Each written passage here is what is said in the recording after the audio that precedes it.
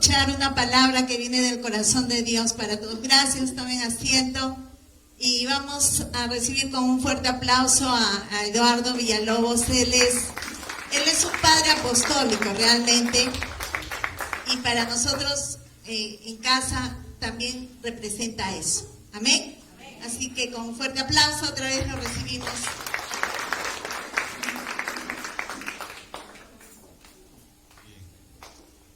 Bueno, siempre es un placer estar aquí en esta nación y ciertamente ustedes lo han manifestado. Costa Rica es un país pequeño, apenas tiene 52.000 kilómetros cuadrados. Ustedes tienen más de un millón de kilómetros cuadrados, 1.200.000. Pero sí estamos conscientes de que nosotros tenemos que hacer el trabajo que el Señor nos manda.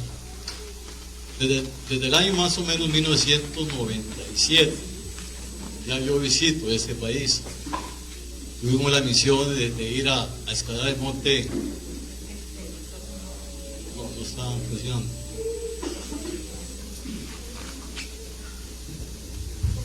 Ajá. Ahora sí. Ahora, ajá, bien. Les decía que es un privilegio estar acá, de nuevo aquí en Perú. Y en el año 1997 tuvimos que hacer una misión de guerra espiritual al monte de Everest, y uno de los puntos importantes para poder llegar a ese lugar era estar en el monte Huascarán, que tiene como 7.800 metros. Desde el año 97 entonces yo conozco esta nación de Perú y he venido en muchas oportunidades, y hay un lazo familiar que nos une, porque un hijo mío se casó con una peruana. Así que amamos este país, amamos Perú, y por supuesto que amamos esta relación que tenemos con el apóstol Luis Zambrano y con la profeta Anaí. Bien, en el año 2011 hicimos una misión muy importante aquí en esta nación. Y recuerdo que fuimos al lago Titicaca, y en ese momento se levantó una tormenta, como una tempestad, unos vientos muy fuertes. Digamos, el apóstol Luis Zambrano, la profeta Anaí, un equipo de guerreros de esta iglesia, conjuntamente con otro equipo de Costa Rica. Y en esta misión tan importante, nosotros vimos la manifestación del poder de las tinieblas en ese lugar.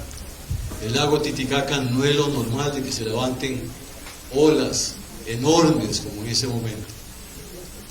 Y yo hablando con el capitán de este barco, cuando vimos esa manifestación que el barco prácticamente se estaba hundiendo porque se volcaba hacia un lado y hacia el otro, él me dijo que tenía 20 años de ser capitán del barco y nunca había sentido esa experiencia tan fuerte. Entendimos que el enemigo no quería que nosotros llegáramos hasta la 8 orilla para hacer el trabajo que teníamos que realizar. Yo les voy a pedir que tal vez se puedan sentar, algunos que están allá. Bien. Y recuerdo que en ese momento entonces comenzamos a interceder, y el apóstol Luis Zambrano o la profeta Anaí, no recuerdo muy bien, llamaron a Enlace Perú para que estuviéramos nosotros resguardados y protegidos por la oración de ellos. Bien, entonces el propósito para esa fecha se cumplió. Recuerdo que hicimos el trabajo que íbamos a realizar. Gracias, hermano. Y el título que les traigo para este mensaje se llama Vamos a la 8 orilla. Vamos para la 8 orilla. Empecé con esta introducción del lago Titicaca porque fue una misión muy importante que fue en el año 2011 y fue una experiencia hermosa, y hay muchas cosas que luego el pastor Luis Zambrano, el apóstol Luis Zambrano y la profeta les pueden comentar de lo que sucedió en los lugares que visitamos y el apoyo del Señor que nos dio en cada uno de esos sitios. Pues bien, desde tiempos antiguos el mar entonces ha sido considerado un lugar misterioso y tenebroso. Desde el libro ya en Génesis, desde el comienzo, en la escritura, se dice que la tierra estaba desordenada y vacía, y que las tinieblas estaban sobre la faz del abismo, y que el Espíritu de Dios se movía sobre la faz de las aguas. Entonces ya nos da un cierto misterio este tipo de mar. El mar entonces fue lo primero que el Señor manifestó su poder para que toda la tierra fuera cubierta. Luego el Señor entonces, de acuerdo a su orden, comienza a darle la posición que cada elemento iba a tener en este mundo. Pero entonces el mar lo podemos considerar como un elemento en el cual se relaciona a veces con los problemas que tiene el ser humano. Cuando hay problemas, cuando hay crisis, cuando hay caos, cuando hay situaciones difíciles, se les relaciona al mar entonces con las olas que vienen y nos azotan a través de estas tormentas y los vientos que se manifiestan en el ser humano. Y eso lo hemos visto a través de nuestra vida. Muchos problemas nosotros los hemos relacionado con el mar. Y es misterioso que podemos considerar que las profundidades de los mares solamente se conoce un 5%. El 95% es completamente desconocido. Y hay profundidades de hasta 11 kilómetros donde los seres que viven ahí, los seres acuáticos, no han visto nunca la luz del sol. Y son monstruos marinos que viven ahí. Y el filósofo Platón, en alguna ocasión, según él, decía que habían monstruos tan enormes que era lo que provocaban las olas gigantescas en los mares. Y algunos científicos inclusive no se han podido explicar cómo es posible que olas de 25 metros, sin haber ninguna alteración en el clima, sin haber ningún cambio en la parte geológica, se levantan gigantescas olas de hasta 25 metros. No se explican cómo. Entonces han surgido muchos mitos a través de la historia sobre la cuestión de los mares y de los seres que habitan y que viven ahí.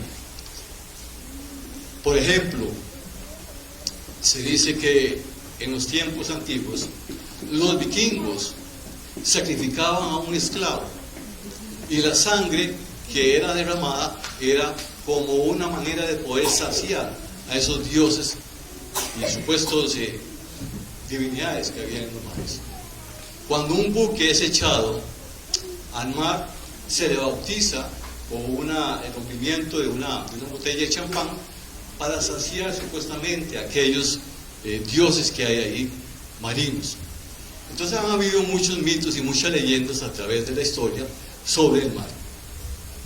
Recuerdo muy bien cómo el apóstol Pablo, en defensa de su propia libertad, tuvo que ir entonces a Roma y presentarse ante el César Tiberio, el emperador Tiberio, y él sufre una tormenta camino hacia Roma. En medio del mar entonces hay una tragedia frente a la isla de Creta, en el mar Adriático, y el apóstol Pablo, él estaba confiando plenamente en que el Señor lo iba a llevar hasta su destino en defensa de su propia libertad. Y así lo hizo, y dio testimonio en Roma de quién era Jesús. Todo era un plan perfecto para que el Señor entonces fuera glorificado a través del apóstol Pablo. Veo que algunos ojitos se están cerrando. Bien. Señor, en tu nombre, quiero que esta palabra llegue al corazón de cada uno. Quiero que cada corazón sea una tierra fértil y que la palabra pueda ser entonces llegada y que dé el efecto apropiado. Padre, en el nombre de Jesús, que tu presencia, que el Espíritu Santo se manifieste en este lugar. Amén. Bien. Entonces, el apóstol Pablo sabía muy bien, perfectamente, de que el Señor estaba con él y que él haría entonces el plan perfecto, que era de poderle predicar a los romanos. Faraón, cuando despidió al pueblo de Israel, después de las plagas que se manifestaron, Faraón dijo: encerrados están en el desierto. Encerrados están en el desierto, y detrás de ellos y cogió a toda su tropa, cogió a todo su ejército, a los caballos, la caballería, y se fue tras el ejército, se fue tras el pueblo de Israel. Pero resulta que Moisés estaba entre dos enemigos. Estaba entre el mar al frente y estaba también con los egipcios atrás. Y clama ante Dios. Clama ante Dios y Dios le dice: ¿por qué clamas ante mí? Extiende tu vara y haz que ese mar se pueda dividir en dos y que tu pueblo pueda pasar en seco. Y así lo hizo.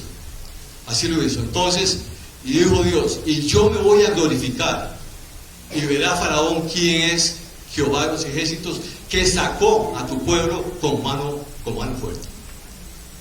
Y dice la escritura entonces que en aquel momento Moisés levantó la vara y un viento recio hizo que ese mar se pudiera dividir en dos y el pueblo de Israel pudo pasar en seco. Durante toda la noche ese viento recio se desplazó las aguas y el pueblo entonces pudo tener la victoria, no así los egipcios que fueron anegados. Y así salvó entonces Dios al pueblo de Israel, y vieron los israelitas a los enemigos a la orilla del mar vencidos. Así será el enemigo que viene en contra de nosotros. Lo veremos vencidos. Veremos a aquellos que nos acosan, veremos a aquellos que están detrás de nosotros para perseguirnos y procurar el mal. Los veremos vencidos, así como vieron entonces el pueblo de Israel a aquellos egipcios vencidos a la orilla del mar. Amén.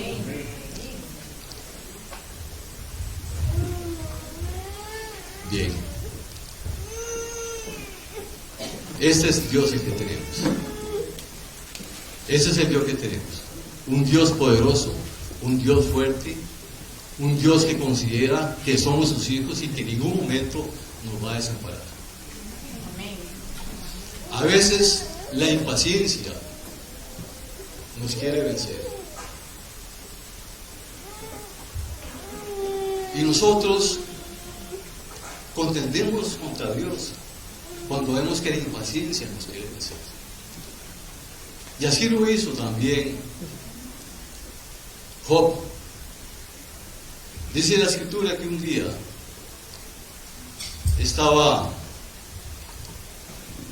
se presentaron los hijos de Dios y entre ellos estaba Satanás. Y Dios entonces le dijo a Satanás: ¿has visto a mi hijo Job? Que no hay hombre como él en toda la tierra, correcto y perfecto delante de él. Y Satanás le dijo: claro, porque lo tienes cercado, porque has puesto un vallado sobre él. Pero tócale y extiende tu brazo y verá cómo no blasfema delante de ti. Y Dios le permite a Satanás que una enfermedad toque su cuerpo. Dice que desde la cabeza hasta la planta de los pies, una llaga enorme comienza a afectar este ojo. Y a veces entonces nosotros nos preguntamos: ¿por qué Dios en medio de la tragedia, en medio de la crisis, no hace que las cosas cambien a favor de sus hijos?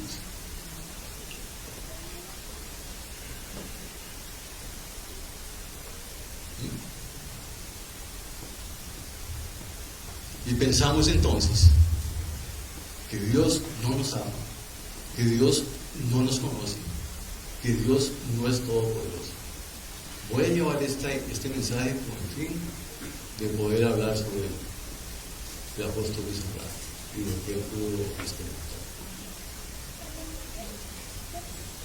Allá en Costa Rica, hace más o menos un mes, una familia se fue a hundir. Se fueron de vacaciones, se fueron de picnic. Y un niño de 8 años, a la ribera de este río, fue cogido por un cocodrilo. Y su madre, desesperada, comenzó a gritar para ver cómo podía ayudar a que su hijo fuera salvado. Había un policía cercano. Y esta mujer le decía que por qué no le disparaba al cocodrilo. El niño de 8 años nunca apareció. Los buzos dicen que ellos no se arriesgan a meterse en las profundidades de ese río porque es muy turboso, de aguas muy verduzcas, y que ellos correrían el peligro también. El pueblo estaba indignado y decía que cómo este policía no pudo dispararle a este cocodrilo, que ellos entonces tomarían las armas y matarían al cocodrilo. Pero muchos dijeron, ¿cómo van ustedes a saber cuál es? Si todo se parece, y además es prohibido, es un animal que está pronto a extinguirse en ese lugar. Entonces, la condena puede ser hasta de 4 años. La cosa es que esta madre comienza a suplicar a Dios, ¿por qué hiciste esto? ¿Por qué lo permitiste? Entonces hay preguntas que nosotros a veces nos hacemos y no hay una respuesta para ello. ¿Por qué entonces Dios permite sufrimiento en el caso de Job? Si era un hombre perfecto, era un hombre cabal y correcto delante de él. Y podemos pensar y decir, bueno, Dios tiene un propósito para cada cosa y tenemos que descubrir cuál es el plan perfecto que tiene Dios para eso. Recordemos que entonces el enemigo llegó y tocó a Job. No solamente lo tocó en la parte física, sino que también anteriormente le había quitado todo lo que tenía. Sus pertenencias, sus hijos, sus bienes, todo lo había perdido.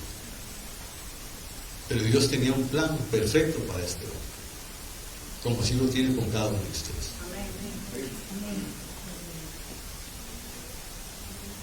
¿Verdad? Bien, entonces nos encontramos con un hombre como Job, que a pesar de las dificultades, en ningún momento este hombre negó o le dijo algo en contra de Dios, contendió contra él, pero nunca lo maldijo. Maldijo sí su propio nacimiento, pero en ningún momento dijo algo que fuera en contra de Dios, y se mantuvo firme en los principios, a pesar de que la esposa le dijo, muérete y reniega de ese tu Dios. Job le dijo mujer fatua, que es un término muy, muy fuerte para aquellos tiempos. Recordemos que Job es uno de los libros más antiguos de la escritura, y fatua era decirle mujer estúpida, mujer tonta. Job entonces contiende contra Dios, pero en ningún momento lo maldice. Y Job, en medio de esa dificultad, en medio de ese sufrimiento, este hombre se mantiene firme hasta la muerte. Vine desnudo y desnudo moriré. Y al final de esta historia, ustedes saben muy bien lo que ocurre, él recibe la doble porción, la doble bendición de todo lo que él había perdido. Pero Dios le dice a este hombre, Dios le dice a Job, ¿dónde estabas tú cuando yo estaba fundando la tierra? Dímelo si tienes alguna inteligencia, dímelo si tienes inteligencia. ¿Dónde estabas tú cuando yo le puse una puerta a las aguas del mar cuando estos se estaban derramando de su propio seno? ¿No fui yo el que puse puertas y cerrojos al mar y le puse un límite y le dije al orgullo de tus obras, hasta aquí llegarás? El profeta Jeremías, hablando de parte de Dios, le dice, ¿por qué os asustáis? ¿Por qué teméis? Yo le puse límite al mar con arena. Se puede levantar las tempestades, se puede levantar el bramar de las olas, pero hasta aquí llegarás. Y de la misma manera, cualquier circunstancia que ustedes pueden estar pasando, el Señor le va a poner un límite a eso. Si ustedes tienen alguna dificultad económica, si alguna dificultad de enfermedad, el límite llegará de parte de Dios. Si le puso límite al mar, se le pondrá límite también a cualquier situación que ustedes pueden estar experimentando. Amén. El Salmo 72 dice, de mar a mar, Dios tiene completo dominio. Desde el río hasta lo último de la tierra, todo está bajo el dominio del poder de Dios. El apóstol Juan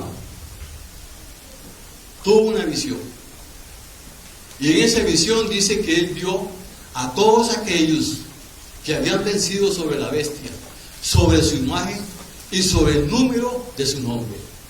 Dice que ahí estaban todos aquellos con las arpas de Dios. Y el apóstol Juan vio un mar de cristal mezclado con fuego. Pero todos aquellos estaban alabando al Señor, estando de pie, dándole gloria a aquel que vive por los siglos.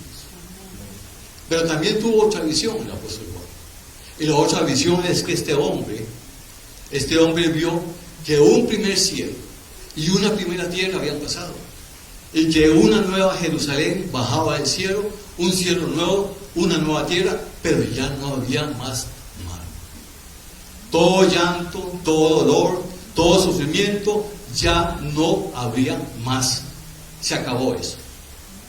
Así que si ahora están ustedes atravesando por alguna situación, nosotros tenemos la esperanza y tenemos la fe que en el futuro no habrá más mar, no habrá más llanto, no habrá más dolor, no habrá más sufrimiento.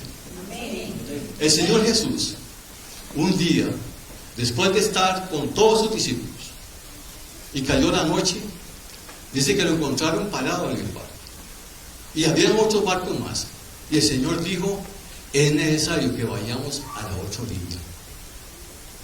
Que vayamos a la otra orilla.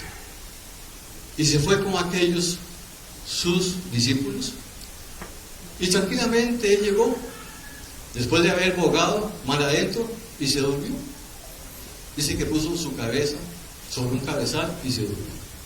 Vino una gran tormenta y aquellos discípulos estaban asustados.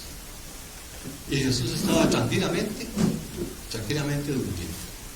Si Él les dijo que iban para la otra orilla, es porque iban para la otra orilla. Y tenía que confiar en eso. Dice que llegaron y lo despertaron y dijeron, Maestro, ¿cómo que no os preocupáis por nosotros? El barco va a susurrar. Estoy hablando en mis sueles palabras. ¿Cómo? Entonces dice que él se despertó. Se despertó, se levantó y con gran poder, cuando él habló, le habló al viento y el viento entonces se fue y al mar le dijo, calla, enmudece. Y en un instante entonces se hizo una gran bonanza. Se hizo una gran bonanza y este hombre, Jesús el poderoso, aquellos hombres quedaron completamente asustados. ¿Quién es este hombre? Que aún el mar y los vientos le obedecen. Ese es el Jesús que tenemos. El poderoso hombre de Israel. El poderoso Hijo de Dios que vino a darnos vida y salvación y a restaurar todo aquello que se había perdido. Continúa con la escritura y dice lo siguiente. Dice que aquellos discípulos asustados no entendían cómo este hombre, confiado en que él estaba ahí, seguro en ese barco, porque él sabía perfectamente cuál era el término de su vida. Él sabía muy bien cuál era el fin en el cual él iba a morir. Sabía perfectamente de que él no iba a zozobrar en ese barco. Jesús, el Rey de Reyes y Señor de Señores, lo conocía todo. Pero entonces, ¿por qué él permitió de que esto sucediera? Porque Jesús les había enseñado la parte teórica a sus discípulos y ellos necesitaban la parte práctica, necesitaban experimentar el poder de la fe, pero no lo habían podido lograr todavía. ¿Por qué teméis, hombres de poca fe?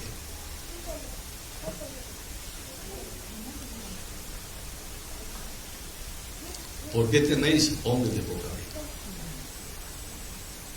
Si Jesús iba en esa barca, ellos tenían que estar confiados plenamente en que ellos iban a llegar hasta el otro lado del río.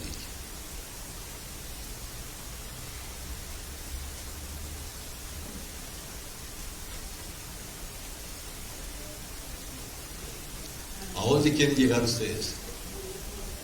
¿Hasta dónde quieren llegar? Hasta el otro río. Aquí el asunto no era entonces la tempestad que estaba allá afuera. El asunto es que había una tempestad interna en cada discípulo, que era la falta de fe. El Señor tenía que entonces confrontarlos con eso. El Señor sabía muy bien que ellos tenían que experimentar esta confianza que ellos debían de tener en ellos.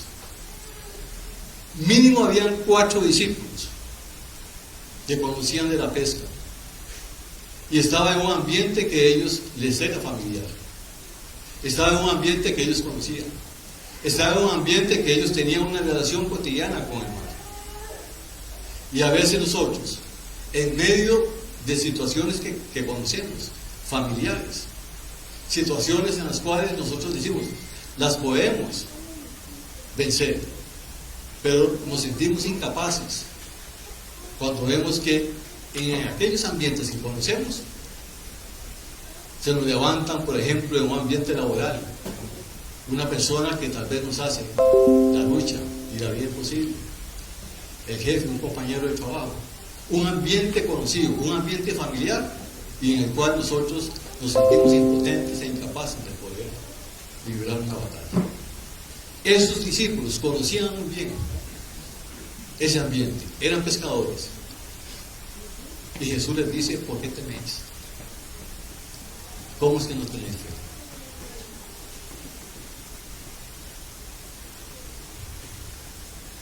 ¿A qué le temen ustedes?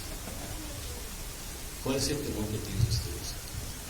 Cada uno tiene que luchar y vencer ese temor que puede estar experimentando.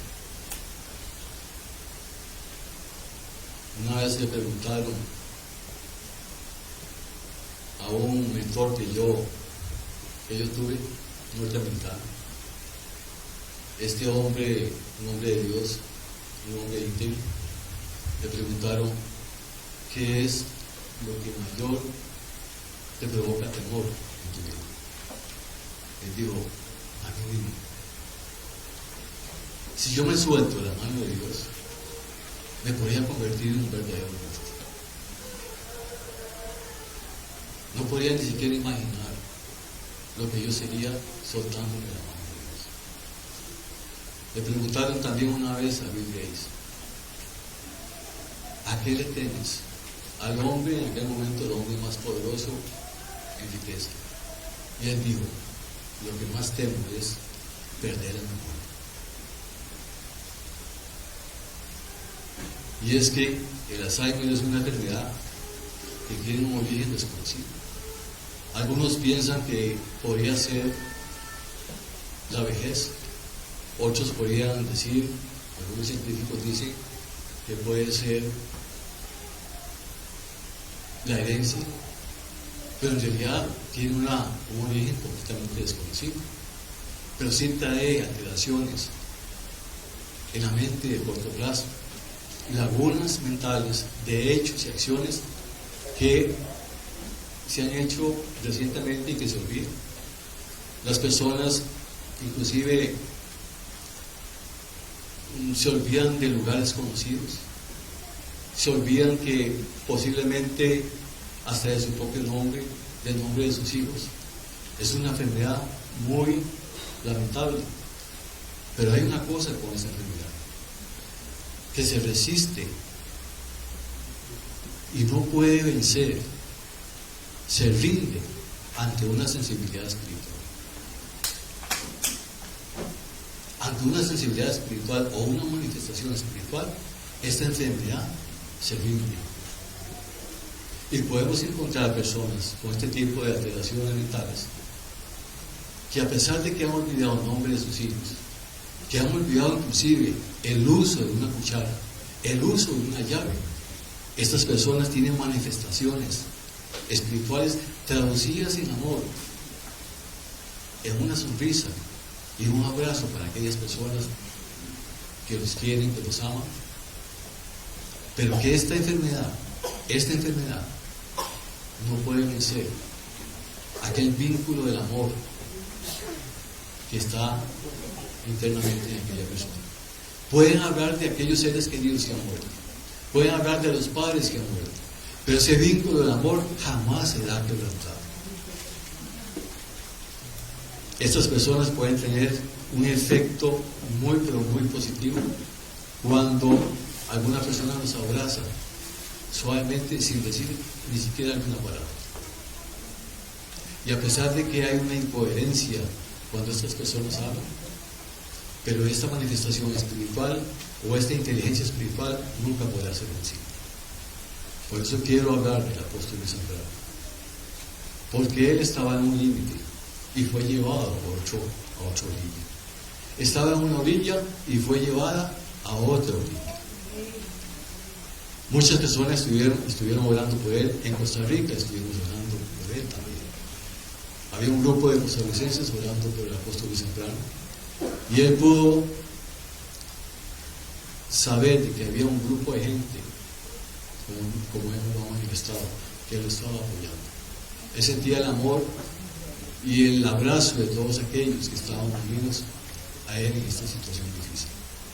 Y yo quiero dar gloria a Dios por eso, porque el poder de la oración sobre este hombre que todavía tiene mucho que hacer, y si Dios le permite que él aún esté con nosotros, es porque hay mucho trabajo que debe realizar, juntamente con la iglesia y también con la profeta. Damos gloria a Dios por eso, porque hay cosas que el enemigo no puede vencer. Así como esta enfermedad del Alzheimer se rinde porque no puede vencer ese vínculo del amor que está en nosotros con nuestros seres amados y con aquellos familiares. Así también hay un vínculo del amor de esta iglesia para con el apóstol Luis Zambrano, que eso no es quebrantable, es irrompible. Por eso vemos entonces el poder de Dios manifiesto aquí en este hombre. Así como estaba aquel hombre, Job, enfermo, llagado, y en ningún momento este hombre maldijo a Dios, pero muchos se acercaron a él, aquellos amigos entre comillas, se acercaron a él para ver cuál era el pecado oculto que tenía este hombre Job. Pero recordemos que había un hombre ciego a la orilla del camino, y Jesús iba caminando por ese sitio, y le dijeron: maestro, ¿quién pecó? ¿Este o sus padres? Y le dijo: ninguno de los dos. Es para que se manifieste la gloria de Dios. Entonces pensamos que a veces una enfermedad es porque hay un pecado oculto en aquella persona, o porque ha hecho alguna situación equivocada o incorrecta. Y somos muy ligeros y muy dados a juzgar. Mi esposa sufría de una enfermedad, y ella en algún momento llegaron muchos amigos nuestros y le decían: tú tienes un pecado que confesar. Y eso fue muy doloroso, porque era gente muy cercana a nosotros, era gente amiga nuestra, pero era gente que entonces su corazón estaba mal intencionado, o tal vez equivocado. Porque la fibromialgia es una situación que le da en algunas personas por el exceso de trabajo, por el exceso de estrés, y en este caso ella está mucho mejor ahora. Pero hay mucha gente que entonces critica a alguien cuando está sufriendo alguna enfermedad porque consideran que hay algo oculto ahí, un delito ahí, un pecado oculto. Y no podemos pensar en eso. El apóstol Luis Zambrano es un hombre de Dios, es un hombre que ha estado en una orilla y el Señor le dijo: vamos a la otra orilla. El Señor Jesús estaba en la barca, y si Él dijo que iban para la otra orilla, los discípulos debían de confiar en eso, en que iban para la otra orilla. En una oportunidad tuve una misión de guerra espiritual con el apóstol Ronnie Chávez. Íbamos para la República de Haití, la nación más pobre de América. Íbamos en el avión y se levantó una gran turbulencia y la gente comenzó a gritar. Y entonces Ronnie Chávez estaba a la par mía y me dice: tranquilos, el Señor me dijo que teníamos que realizar esta misión y esta avión no se va a caer. Entonces yo dije: bueno, se lo dijo a él, pero ¿qué tal si este avión se cae? Y hay que hacer esto en silla de ruedas, decía yo, o todo quebrado. Aún había en mí esa incredulidad, como estaban aquellos discípulos que lo habían visto hacer milagros, pero estaban preguntándole: Señor, ¿qué pasa? Que este barco se va a hundir. Y yo le dije: bueno, sí, posiblemente él va a hacer la misión, pero yo qué. Le dijo él, o sea, este Dios se puede caer, pero y él se puede salvar, pero yo no. Pero son cosas muy, muy interesantes en las cuales nosotros tenemos que confiar. Jesús perfectamente sabía de que esa barca no se iba a hundir, y si él iba en esa barca, ellos iban a llegar hasta al otro lado del río. Amén.